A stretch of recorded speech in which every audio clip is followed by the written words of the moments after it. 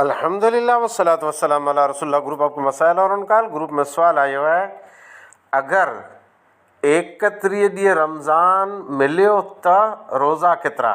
अचो पहिरीं सवाल सुनो। भली कार, खुश आमदेद जी।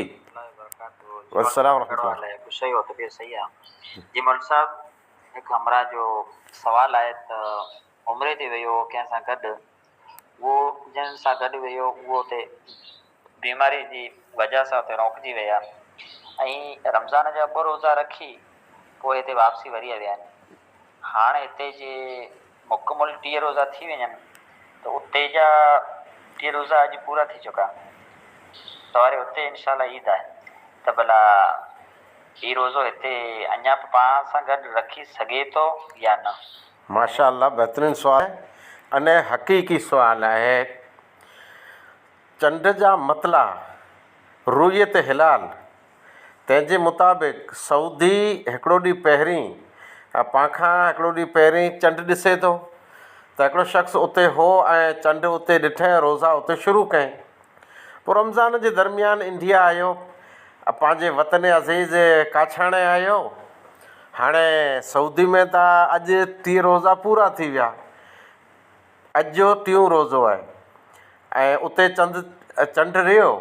हाणे हिते जे कच्छ में पाण 29 ते ॾिसी लाथो त वांदो न आहे, न ॾिठो त सवारे पंहिंजा त इंशाअल्लाह 30 थींदा, पर हीउ जेको उमिरे ते विया हुआ इन जा 31 थी वेंदा। हाणे हिकिड़ो शरन हुकुम आहे, महीने हिकिड़े जा रोज़ा फ़र्ज़ आहिनि। महीनो 29 तारीख़ जो पिणु थी सघे थो ऐं 30 जो पिणु थी सघे थो। लिहाज़ा ई सऊदी में चंडु ॾिसी उन मुल्क जे मुताबिक़ इन रोज़ा शुरू कए। हाणे हिते आहे रमज़ान जा हालात मड़े, रमज़ान जी पूरी फज़ीलत आहे, पर इन ते रोज़ा 30 ॾींहं जा फ़र्ज़, 31 ॾींहं जो रोज़ो फ़र्ज़ न आहे।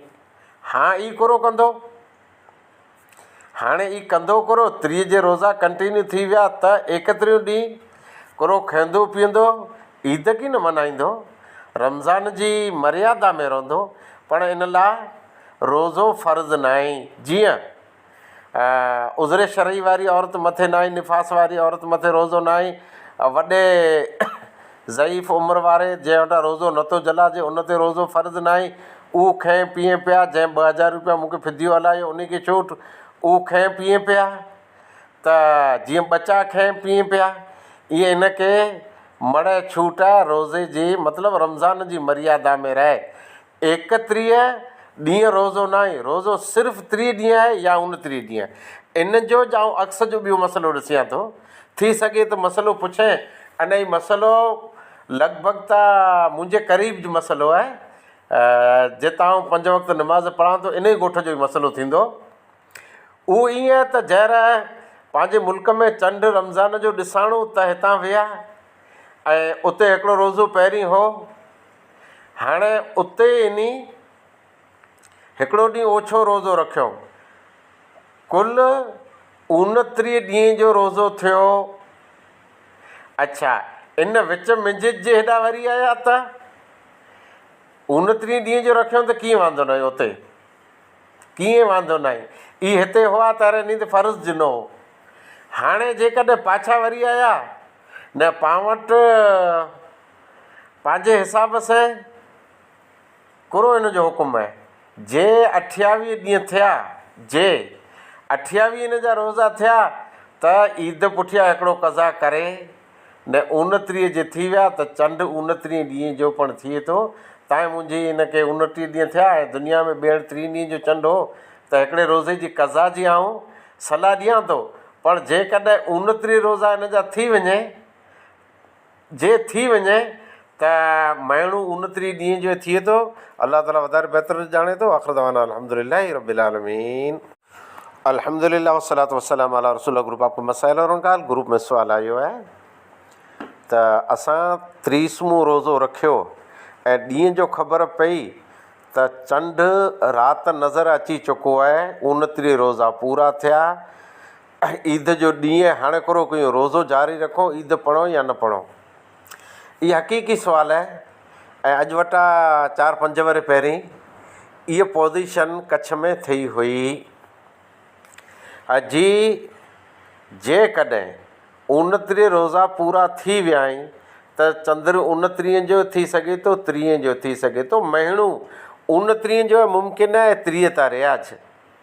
हाणे ॾींहं जो कंहिं ॾिठो चयो जे राति चंद्र नज़र अची चुको आहे, पाण वटि त अहिड़ो मुमकिन न आहे, कारण के मीडिया जो दौर आहे, व्हाट्सएप रहियो ऐं ॿिया घणा ईअं सम्झो जे ज़राए जंहिंमें तुरत ख़बर पई वञे थी। पण जेकॾहिं अहिड़ो थियो त करो करणो, जे ऐलान ॿी जॻह त थियो त जे ऐलान थियो ऐं पाण उन रुयत जे मसइले में अचूं था।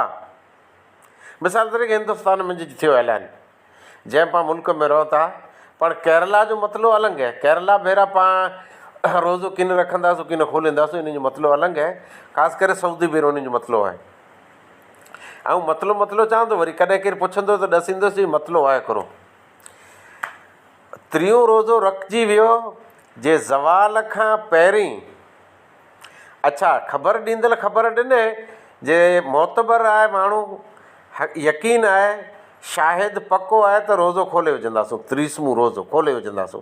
कारण के उहो ॾींहुं ईद जो हुए थो, ईद जो ॾींहुं रोज़ो रखे जी मना, इहे तुरत रोज़ो खोले विझंदासीं। पोइ ईअं कीअं चवंदासीं जे हाणे सवारे ॻाल्हि न ही न हू। अच्छा, हाणे ईद जो कहिड़ो मसइलो थींदो? ईद जो मसइलो ईअं थींदो, रोज़ो त हर सूरत में खोले विधो, पण ज़वाल खां पहिरीं ख़बर पई आहे, मतिलबु ज़वाल त मोड़ो थिए थो, 11 के ओॾो जी ख़बर पई आहे, तव्हां माण्हूअ खे सॾु करे ऐलान करे ना लिया पहिरें न ईद पढ़ी लाहींदासीं। ऐं जे ज़वाल पुठियां ख़बर पई आहे त ईद कीन पढ़ंदासीं, ईद जो ऐलान अॻिले ॾींहुं कंदासीं, जॾहिं त रोज़ो हर सूरत में खोले विझंदासीं। अने आप सल्लल्लाहु अलैहि वसल्लम जे ज़माने में ईअं जी थियो। हिकिड़ो काफ़िलो आयो, साहबा इकराम रोज़ा था हुआ। काफ़िले ख़बर न जे राति असां हुन ॿिए मुल्क मां अचूं पिया, उते हुन इलाइक़े में त चंद्र ॾिठो त नबी सल्लल्लाहु अलैहि वसल्लम हुकुम ॾिनो। अने हीअ ज़वाल खां पुठियां जी ख़बर हुई, नबी सल्लल्लाहु अलैहि वसल्लम हुकुम ॾिनो जो रोज़ो खोले विझो, अने ईद अॻिले ॾींहुं पढ़जा, ईद अॻिले ॾींहुं पढ़जा। ईद जो ॾींहुं रोज़ो रखे जी मनाही आहे।